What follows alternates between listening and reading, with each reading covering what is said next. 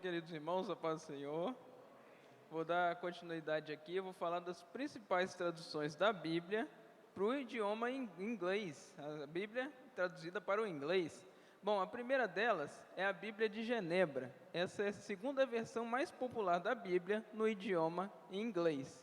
Mas qual é a história dessa Bíblia de Genebra, nessa tão curiosa segunda versão mais popular da Bíblia no idioma inglês? Bom, durante o período em que os reformantes, né, os protestantes, eles estavam sendo perseguidos na Inglaterra, eles foram perseguidos na Inglaterra devido a Elizabeth I. Por quê? Essa rainha Elizabeth I, que governava na época, ela era católica. Os católicos eram o quê? Contra os protestantes. Por quê? Porque os protestantes queriam, o movimento da reforma protestante foi um movimento de ruptura com a igreja católica. Por isso, né, nada mais óbvio que a rainha com certeza perseguiria os protestantes. Bom, então esses protestantes estavam sendo perseguidos na Inglaterra, resolveram ir para onde? Foram lá para a Suíça, em uma cidadezinha chamada Genebra. Eles se estabeleceram lá, e um grupo de estudiosos, liderados por William Whittingham, que era um protestante, resolveu, né, durante esse período, traduzir a Bíblia. Então eles começaram lá a fazer as traduções da Bíblia para o inglês, né, tirando do latim, tirando do hebraico, e essa Bíblia ficou conhecida como Bíblia de Genebra. Por quê? Né, por causa justamente do nome dessa cidade onde os protestantes se estabeleceram, né, para fugir das perseguições na Inglaterra. E, a cargo de curiosidade aqui, ó, a Bíblia de Genebra, ela precede em 51 anos a Bíblia de King James, que é a próxima Bíblia que eu vou falar, que, já adiantando aqui o assunto, a Bíblia de King James é a primeira versão mais popular da Bíblia no idioma inglês. E, voltando aqui na Bíblia de Genebra, a Bíblia de Genebra ela foi publicada em 1560 no idioma inglês e era afiliada ao protestantismo, ao movimento protestante, né? Bom, dando sequência, falar da segunda versão, né, da Bíblia, que foi escrita depois da Bíblia de Genebra, agora é a Bíblia de King James. Bom, a Bíblia de King James, ela foi feita, essa tradução bíblica foi feita pela Igreja Anglicana, sob ordens do rei Jaime I. O rei Jaime I, né, muito afiliado na Igreja Anglicana, para vocês terem uma noção aqui do conteúdo histórico, a Igreja Anglicana ela foi produzida por um dos reformadores, um dos reformadores protestantes, que era o quê? O rei Henrique VIII, que estabeleceu a Igreja Anglicana. E o rei Jaime, né, que estava dando sequência e sucessão no reinado, resolveu ordenar que a Bíblia fosse traduzida pela Igreja Anglicana. Para quê? Mas qual é a necessidade de ter uma Bíblia na Igreja Anglicana? Por quê? Porque o povo precisa saber da palavra de Deus, né? Não tem como você cumprir um mandamento de Deus, cumprir a ordem de Deus, sem saber qual é esse mandamento, sem ler Bíblia, né? Como é que eu vou saber de alguma coisa se eu não sei, né? Bom, então o rei vai lá e ordena que essa tradução seja feita pela Igreja Anglicana. Beleza, a Igreja Anglicana então começa a traduzir, e a Bíblia de King James, ela foi publicada em 1611. E olha aí, o que eu falei. Essa parte aqui da Bíblia, a Bíblia de King James foi publicada em 1611, a de Genebra, que eu falei anteriormente, foi publicada em 1560. Daí os 51 anos de diferença que eu falei. E outra curiosidade é que essa Bíblia de King James, ela pegou algumas partes da tradução da Bíblia de Genebra. Olha só que interessante, uma dando base para outra, que foi traduzindo até chegar nessa versão aí. E a Bíblia de King James, ela é a primeira versão mais popular da Bíblia no idioma inglês. A de Genebra é a segunda mais popular. Por isso que está nessa ordem, não é? Por que você não falou então de King James primeiro? Por quê? De Genebra foi traduzida primeiro, né? Bom, essa, né, foi a parte aqui das traduções da Bíblia para o idioma inglês. Eu vou dar sequência agora nas traduções bíblicas para o português.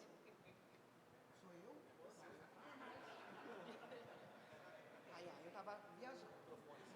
Não, o senhor tem que falar por bastidores. A paz do Senhor, boa noite, meus colegas de trabalho. Saúdo aí a vocês com a paz, né, mais uma vez, e aos ouvintes de casa. Bom, o que restou para mim foi as principais traduções da Bíblia para o português. A tradução feita por esse grande, para mim, quando eu lia, eu fiquei muito assim, extasiada com esse homem que foi o pastor João Ferreira de Almeida. Ele é considerado um marco na história da Bíblia em português.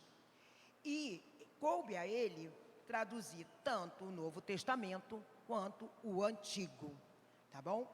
Agora, anteriormente, suponha-se que havia versões do Pentateuco que teriam sido traduzidas lá pelo hebraico. Isso supunha-se, tá bom? Porém, coube a esse homem a traduzir esses dois, tanto o Novo quanto o Antigo.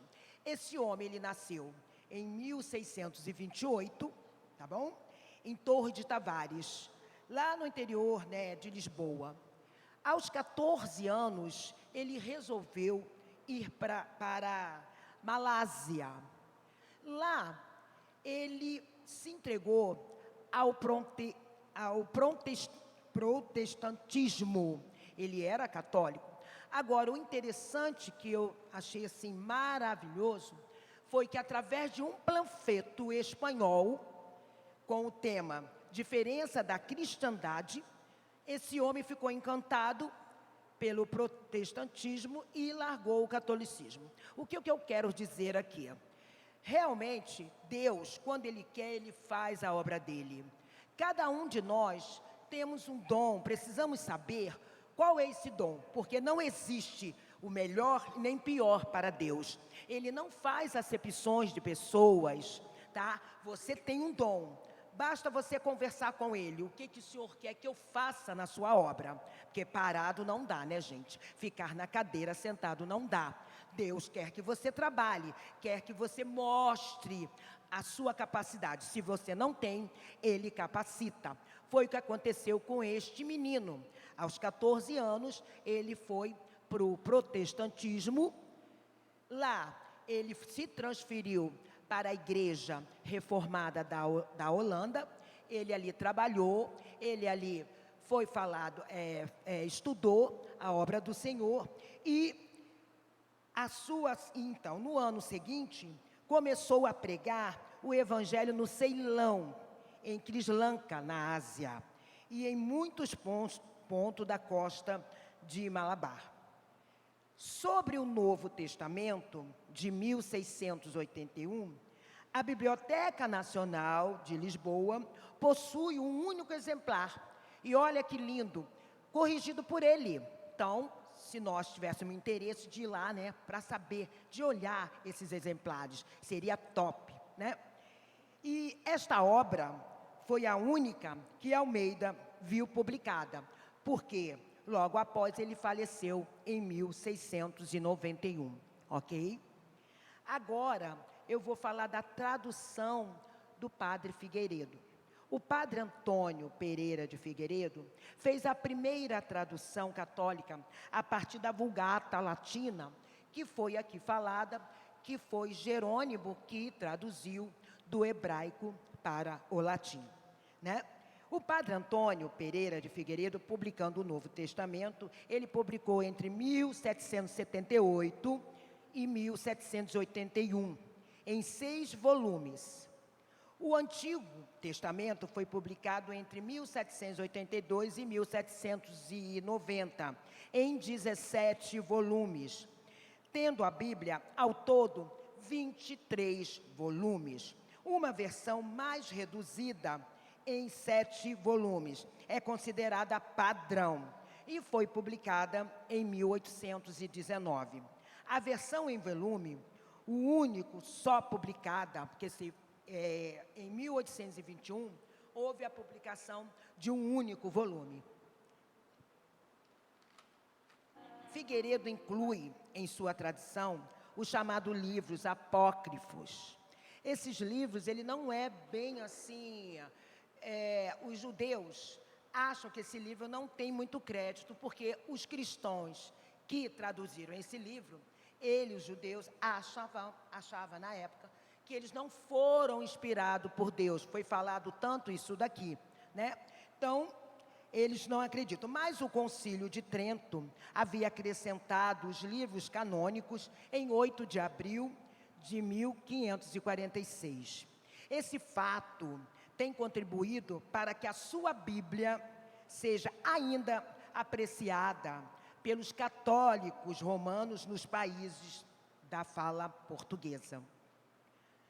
Na condição de um exímio filólogo, é um estudo da ciência, tá? Ele estudou a língua e a literatura latina.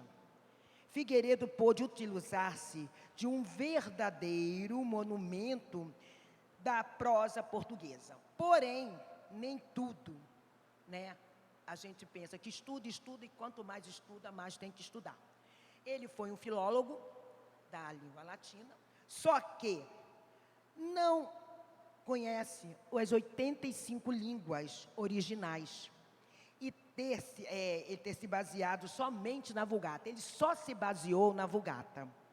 Sua tradição não supera, em preferência popular, ao texto de Almeida, que aqui no Brasil é muito falado Almeida, né? No nosso caso, que somos cristãos, né? Que somos da igreja protestante, né? O católico, ele aprecia o Figueiredo. Mas, assim, eu achei muito interessante a história do Almeida. Aos 14 anos, ele saiu de Portugal, foi para a Ásia. Lá, através de um panfleto, ele teve a conversão dele da católica para o protestantismo. Eu achei assim muito interessante, através de um panfleto. Olha que Deus faz. Não adianta ser doutor, não adianta ser o bom. Através de um papel ali escrito, uma história, convenceu o menino com 14 anos, e aos 16 anos ele começou a escrever, a traduzir o Novo e o Antigo Testamento. Então, assim, era isso que eu fiz, foi o resumo do resumo. Espero que vocês tenham entendido. Não façam pergunta, por favor. Então, está aí o meu resumo. Não sei o que o pastor Sidraque vai achar. Muito obrigado, uma boa noite.